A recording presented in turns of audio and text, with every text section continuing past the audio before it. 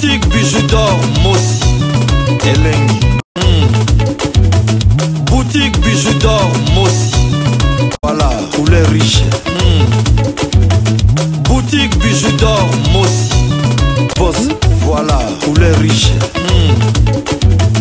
Boutique bijoux d'or.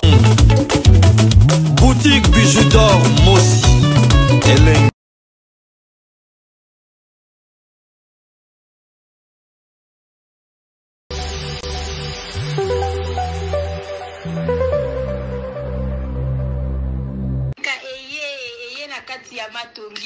Obizoni ozona filore boutique Tokotana bisotolata Voyan simba mbogartala Hey! Ezali nandenge na yomwani Balobi tokotane Obizoni ozona filore boutique Tokotana bisotolata Voyan simba mbogartala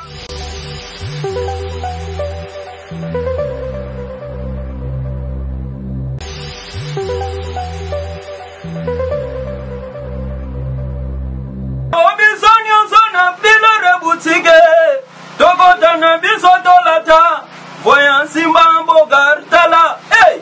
Ezali nandenge na yomwani Balobi tokotane Obizoni. C'est bon, hein? Ça va, c'est la bani. Merci la bani. Ok. Les gens de ma soeur, monsieur Domessier, bonsoir, bonjour.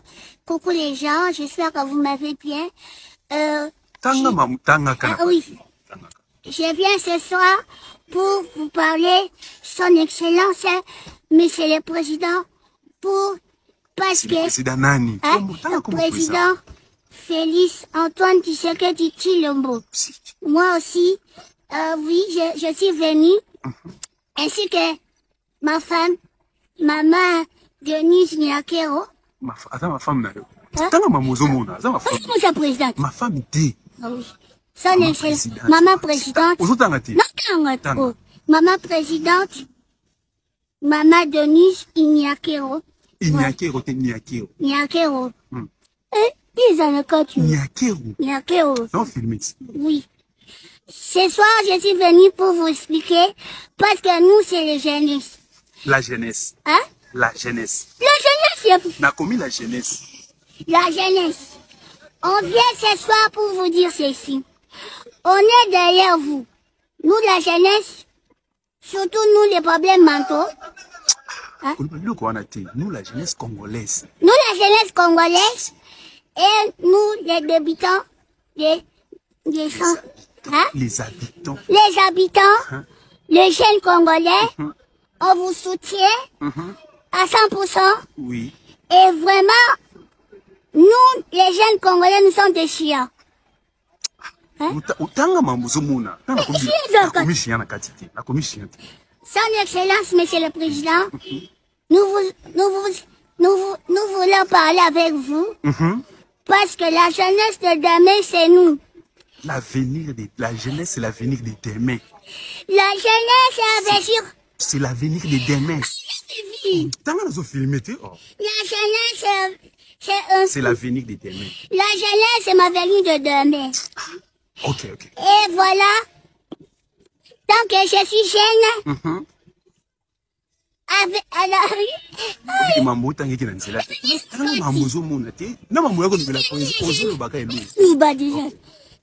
les jeunesses, on a décidé de vous suivre, mais il n'y a pas que Fotolia. Est-ce que tu es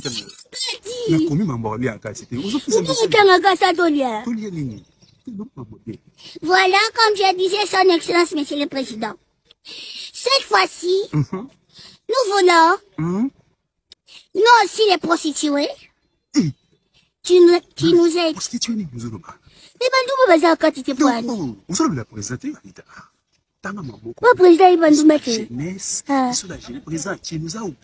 ah oui, président, tu nous as oublié. La jeunesse, non.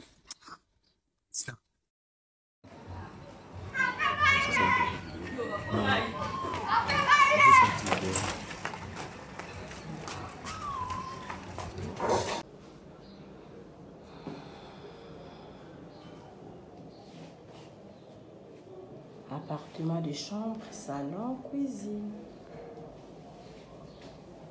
Ça, c'est la chambre.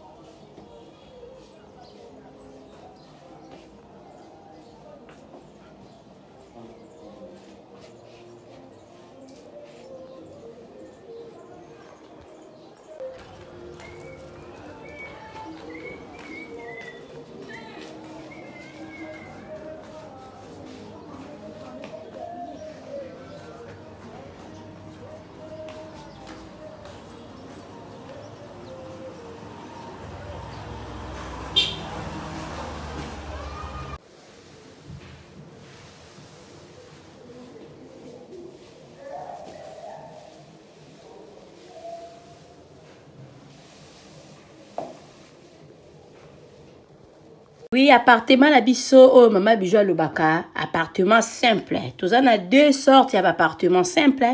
Tous en appartement simple, oh ezali à $15 par jour. Tous en appartement simple, oh ezali à $20 par jour. Maman bijou soya koloba $20, koloba 20 €, ça dépend ya pays ni oyo vandi parce que euro na dollar pour le moment ezakaka ndenge moko. Appartement na biso bozo mona mbetu ezali appartement oyo ezali appartement simple toza kozwa yango na ba séjour soko osala plus de 14 jours to kozwa yango na 20 € par jour. Soko osala moins de 14 jours to kozwa yango na 25 € par jour. Appartement na biso ezali na garde-robe na kati, ezali na télévision na kati, ezali na frigo na kati, ezali na cafetière na kati, ezali climatisé. Ezali na mbetu ya 2 personnes.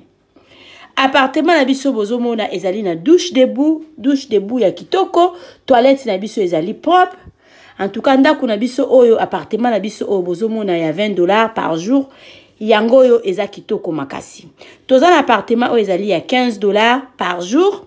Yango pe ezali na biloko nyonso tu ndenge bomoni na kati, sauf que kuna eza na garde-robe te, kuna totia régal moko likolo, oyo muta koki koya kotia ba valise na ye likolo. Contactez biso na appartement oyo bozomona, bokozala jamais dessus. À part ba appartement simple, toza na appartement na biso oyo ezali chambre, salon, cuisine, toza na appartement oyo ezali 2 chambres, salon, cuisine. Tous un problème ya maïté, tous un problème ya couranté. Notre appartement eza kitoko, eza wana pona bino bana ya poto. Benga mama bijou, contactez mama bijou. O kozala jamais desi. Ndaku na biso ezali na sécurité assurée. Mama bijou alobaka ndaku ya $15. Zo yango penza na valeur ya $15. Kozwa yango na valeur ya ba 5 étoiles te. Benga ngai na pesaka toujours adresse na biso. Adresse na biso ezali na Matonge, eza na Makampante, eza na Gombete. So vous avez besoin ya ko vérifier ndaku na yo avant benga mama bijou. Avant ça osala à compte na mama bijou. Benga nga la pesa o numéro ya gérante na biso. Kende visiter place na yo. Yaka zongela mama bijou pona osala réservation na yo. Borozala jamais desi ndaku na biso eza wana pona ba séjour na bino. Merci. Maison de passage na biso. Maison de passage na biso ya goyo, maison de passage na biso ezana ba climatiseur, ezali climatisé. Maison de passage na biso ezana Matonge na Irebu A37. Maison de passage na biso tozana ba appartement où ezali ya 2 chambres, salon, cuisine. Tous les 2 chambres on ezana ba toilette na kati. Maison de passage na biso tozali na appartement oyo ezali kaka salon, salle de bain, chambre na cuisine. Tozali lisusu na appartement na biso oyo ezali appartement ya pamba lokola chambre na toilette na salle de bain na kati. Chambre oyo ezali ya pamba oyo ezaka na salle de bain okoyamba bapaya na yo na kati. Chambre oyo ezali chambre salon cuisine salon ezali ya munene comme okoyamba bapaya na yo na kati comme okoki koyamba bapaya na yo libanda. Mai na biso ebimaka kitoko. Courant na biso toza na balune ebele. Toza na groupe na biso soki courant ekei totie essence na kati ya groupe. Ndako na biso ezali sécurité, ezala sécurité ya makasi. Maison de passage na biso na matonge toza kobengisa bino. Mwana nyonso tu ya poto. Benga numéro oyo ozomona. Réserver place na yo pona ozwa place na yo ya kolala. Na kati ya maison de passage na biso tozali na boutique. Boutique o bazoteka ba du verre, bazoteka nyonso tu na kati ya boutique wana. Tozali lisusu na nini voiture autotie na disposition na bino batu bozoya na kati ya maison de passage na biso auto bengi yango Bidor. Contactez Bijou d'Or TV. Contactez numéro oyo moni. Réservez place na yo. Ozwa place na yo avant parce que ba place na biso mingi eza kozala toujours occupé. Benga avant zwa place na yo. Okozala jamais déçu. Merci.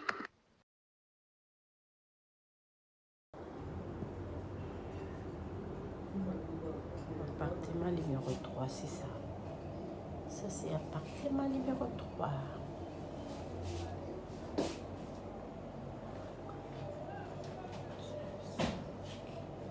Notre appartement, c'est à Matongué, à Irupu, à 37. Notre appartement, tout à ventilateur, au cas où le courant à Congo est faible. Nous avons payer ça ventilateur. Mais tout ça, un climatiseur, oui, il y a les TV, il y a frigo, climatiseur, nabiso, yango, ana. Nous avons la chambre froide. Ça, c'est notre climatiseur, notre appartement. Pour votre séjour à Kinshasa, venez contacter Bidor TV. Tu veux la salle de Benango. Je sais pas si vous m'en bien. C'est ça. C'est ça. Douche n'habitude à douche debout. Appartement numéro 3. Notre miroir. C'est ça. Notre appartement. Pour votre séjour à Kinshasa, venez contacter Bidor TV.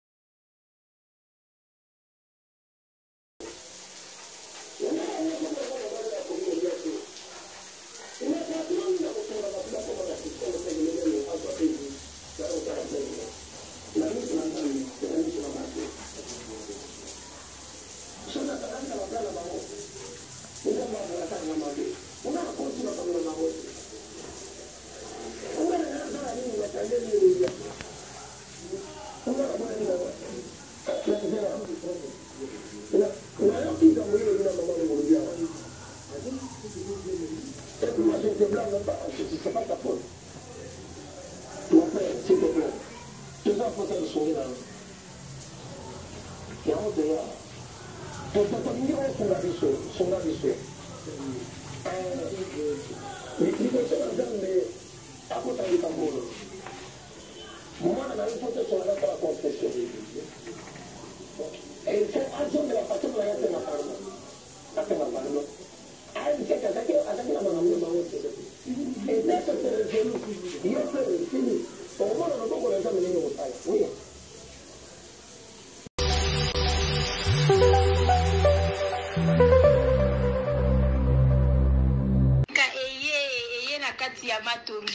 Obisoni osona bilore boutique Tokota na biso tolata Voyant simba mbogartala Hey!